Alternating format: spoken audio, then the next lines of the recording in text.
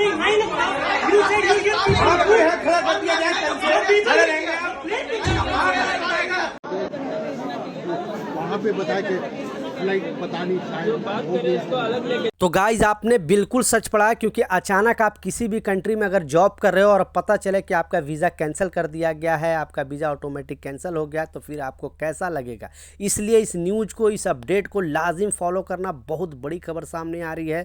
कुछ लोगों को दिमाग में बैठ जाता है कि गलत न्यूज़ है, फेक न्यूज़ है, झूठ न्यूज़ है। इसलिए लोगों के साथ जब उस तरह का चीज़ नहीं होती है तो सोचते हैं कि नहीं, ऐसा कुछ रूल नहीं है। इसलिए इस नियम को जानना बेहद ज़रूरी है। 3 इंपॉर्टेंट खबर सामने आ रही है, तीनों अपडेट के ऊपर आपसे बात करने वाला हूं। 2-3 मिनट का वीडियो है, लास्ट तक जरूर देखना ताकि आपको पूरी जानकारी मिले।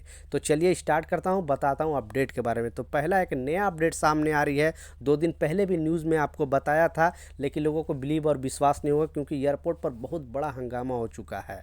बेसिकली दिल्ली एयरपोर्ट पे गवर्नमेंट ने पहले भी, एयरपोर्ट अथॉरिटी ने भी वार्निंग जारी किया था, एयरलाइंस कंपनी भी, और जो विदेश मंत्रालय ने भी वार्निंग जारी किया गया था उनके तरफ से, जो भी डोमेस्टिक वर्कर हैं उनको लिए भी और जो इंटरनेशनल यात्री हैं उन लोगों के लिए भी, कि दिल्ली एयरपोर्ट से अगर आप सफ़र करते हो तो ये लगभग 4 मई तक ये प्रॉब्लम आने वाली है।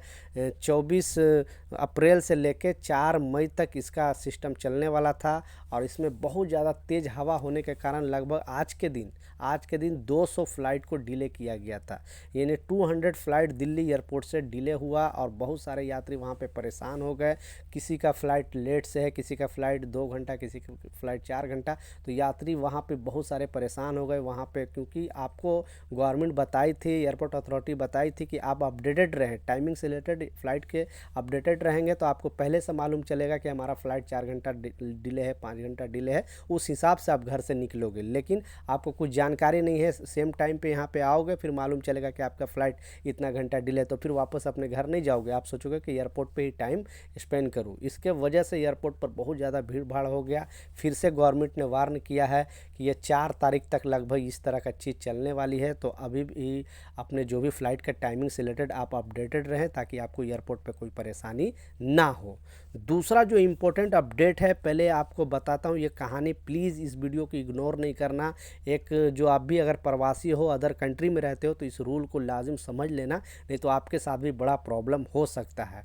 तो ये कहानी है पंजाब के रहने वाले 2 भाइयों के साथ। इनकी माँ ने घर गिरवी रख के, ज़मीन गिरवी रख के 30 लाख जो पैसे है वो इकट्ठा किया अपने जानने वाले पहचानने वालों के साथ, और उनको इटली का वीज़ा लगवाया। यानी दोनों भाइयों को इटली का वीज़ा लगवाया, और माँ और इनके फैमिली जो है खुद छोड़ने के लिए एयरपोर्ट में आते हैं। ये दोनों भाई जैसे ही एयरपोर्ट के अंदर एंट्री होती है, माँ बोलती है कि फ़्लाइट में जब बैठोगे तो वहाँ से मुझे फ़ोन कर देना, ताकि मुझे पता चल जाए कि आप फ़्लाइट में बैठ गए हो।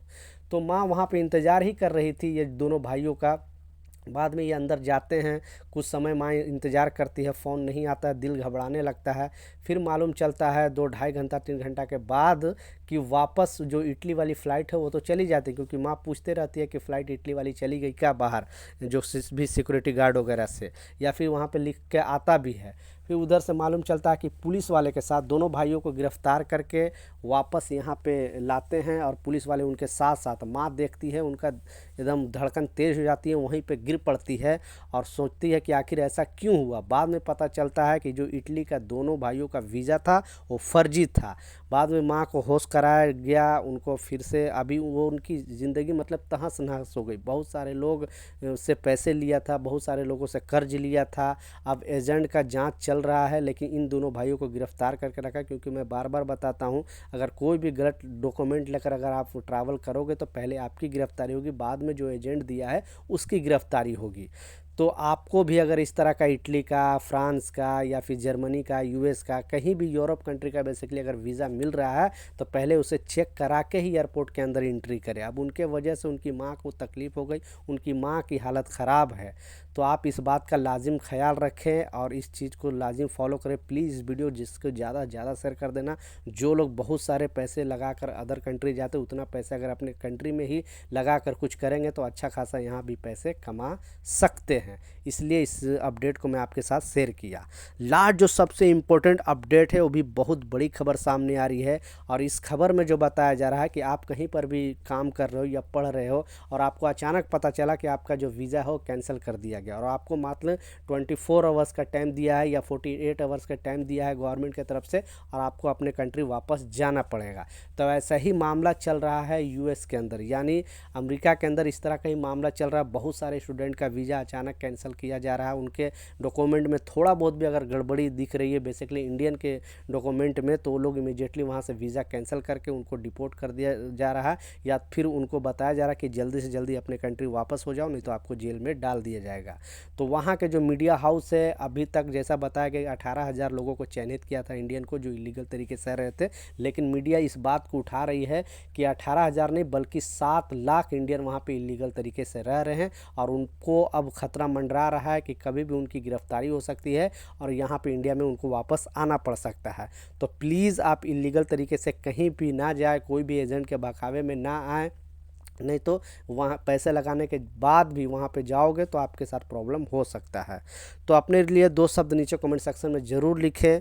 तो ये कुछ अपडेट है, कुछ जानकारी था, मैं सोचा आप लोगों के साथ शेयर करूँ। मिलता हूँ नए अपडेट के साथ, नई जानकारी के साथ। जब तक जय हिंद।